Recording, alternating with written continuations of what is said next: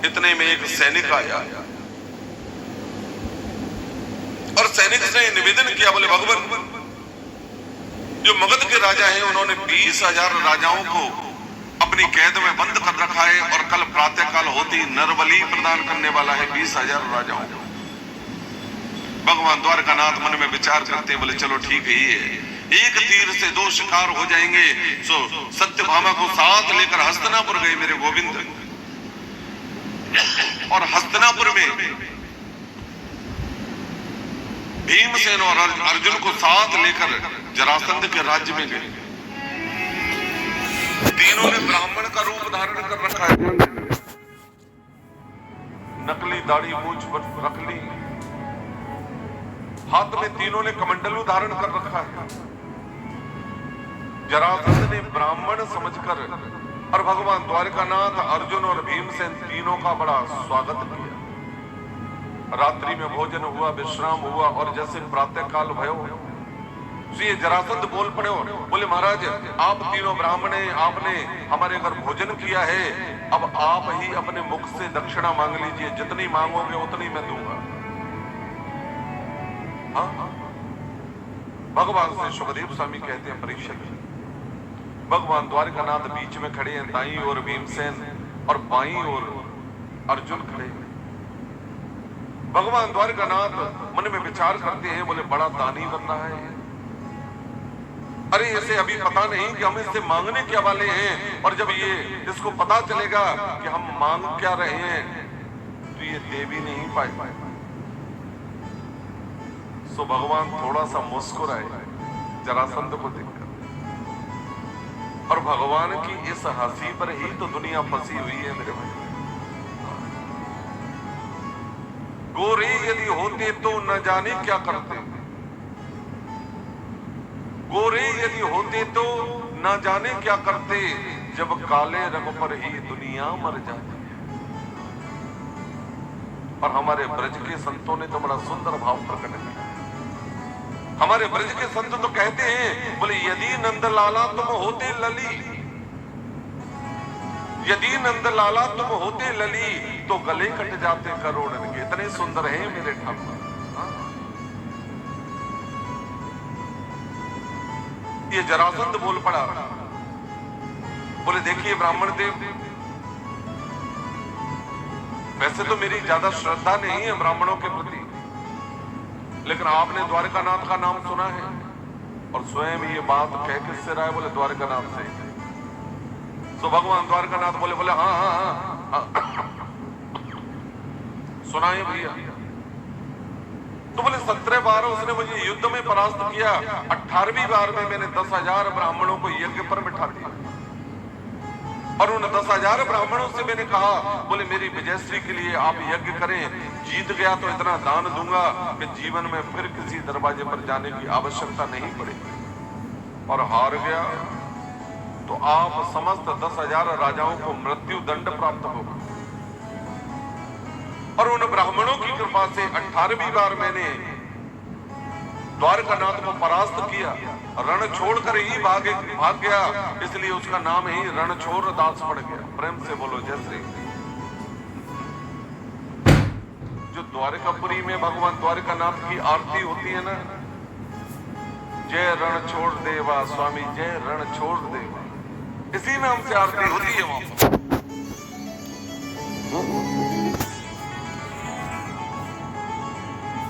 अगर मेरी आवाज सुन रहे हो तो द्वारकाधीश के जो प्रमुख आचार्य पुजारी जी हैं, जिनका इस ब्राह्मण बालक पर बड़ा अनुग्रह रहा, 10 दिन जब तक मैं द्वारका रहा,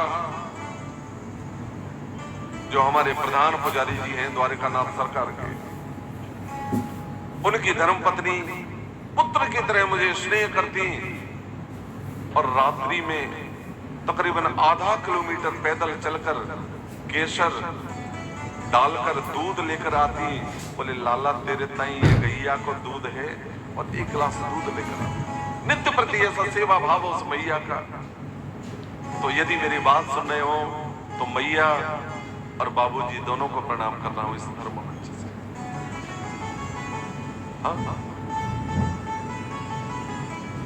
उनके पुत्र जो गोपाल भैया हैं, जिन्होंने बड़ी सेवा की हम ब्राह्मणों की, उनको भी भैया जय श्री कृष्णा, जय श्री राम। 23 तारीख को है ना अभी तो। संकल्प पूर्ण हुआ महाराज, और जैसे ही संकल्प हुआ सो भगवान ने जरासंध युद्धम नो देहि राजेंद्र द्वंद्व सो यदि मन्यसे युद्धार्थिनो वयं प्राप्ता राजन्यानां कांक्षा। जैसे ही इस जरासंध ने संकल्प पूर्ण किया मेरे भाई बहन, भगवान द्वारकानाथ बोल पड़े, बोले भैया जरासंध हम तेरे साथ युद्ध करना चाहते हैं और यही दक्षिणा है हमारे।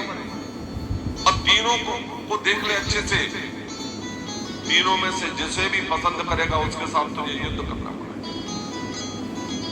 इस जरासंध ने मन में विचार किया मेरे भाई बहन, बोले संकल्प हो गया है, अब मैं पलट नहीं सकता, क्योंकि संकल्प का मतलब होता है पक्का रजिस्ट्रेशन। बोले अब मैं पलट नहीं सकता, युद्ध तो मुझे करना पड़ेगा। लेकिन अगर मैं द्वारकानाथ के साथ युद्ध किया और कहीं हार गया मैं, तो जीता जाता जो राज्य है मेरा वो वापस हो जाएगा। इसलिए इसने भगवान द्वारकानाथ से पीछा छुड़ाया और ये बोल पड़ा, अयं तो वयसा तुल्यो नाति सत्यो न मे समा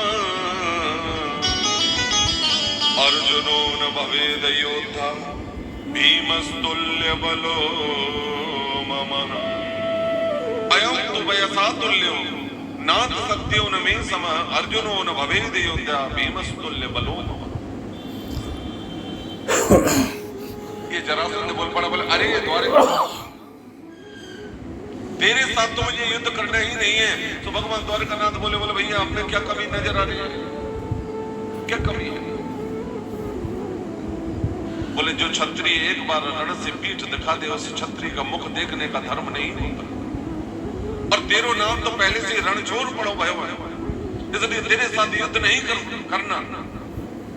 पीछा छुटा दिया भगवान से। अब अर्जुन और भीमसेन खड़े हुए हैं, सो ये जरासंध बोल पड़ा, बोले अर्जुनो न भवेद योद्धा। अरे अर्जुन तो दुबला पतला है, वैसे योद्धा मानता ही नहीं। बोले हाँ, भीमस्तुल्य बलो मम, भीमसेन मेरे समान बलशाली अवश्य है, इसलिए भीमसेन के साथ युद्ध करूंगा। प्रातःकाल ब्रह्म मुहूर्त में सूर्योदय होते ही मेरे भाई बहन पहले मल्ल युद्ध आरंभ हुआ भीमसेन और जरासंध का। शुरू में भीमसेन दादा इस जरासंध पर भारी पड़ने लगे, और जैसे ही दांव पलटा इस जरासंध ने, सो भीमसेन को नीचे गिराया महाराज, और ऊपर बैठ गया ये जरासंध, और दादा भीम की पिटाई करना आरंभ कर दिया। मल्ल युद्ध होते होते दोपहर हुआ, और दोपहर जैसे हुआ सो गदा युद्ध आरंभ हुआ, और गदा युद्ध में ये जरासंध भीमसेन पर भारी पड़ने लगा। जैसे ही सूर्यास्त हुआ, भीमसेन अपनी रावटी में आए, शयन कक्ष में आए, भगवान द्वारकानाथ को प्रणाम किया, बोले प्रभु अरे योद्धा नहीं है, पहाड़ है, पहाड़ मेरी नस नस ढीली कर दी उसने। और ठाकुर मैं अब कल उससे युद्ध नहीं करने वाला, बल्कि मैं तो ये सोच रहा हूं कि रात्रि में ही हस्तिनापुर भाग जाऊं। भगवान द्वारकानाथ कहते, बोले ऐसा गजब मत कर देना भीम दादा, अरे पहले ही हम बदनामी झेल रहे हैं संसार में रणछोड़ नाम लेकर, और चिंता क्यों करते, मैं हूं ना। प्रातःकाल दूसरे दिन जैसे ही युद्ध आरंभ हुआ, भगवान ने एक तरण लिया, बीच में से चीरा महाराज दो भाग किए और झट से पृथ्वी पर छोड़ा। भीमसेन को समझ आ गया, भीमसेन ने इस जरासंध का बायां चरण दोनों हाथों से पकड़ा और दाएं चरण पर अपना दायां चरण रखा और बीच से दो भाग किए और झट से पृथ्वी पर छोड़े। लेकिन पुनः दोनों भाग मिले और फिर खड़े हो गए, और जैसे खड़े हुए तो भीमसेन दादा की पिटाई होना आरंभ हो गई।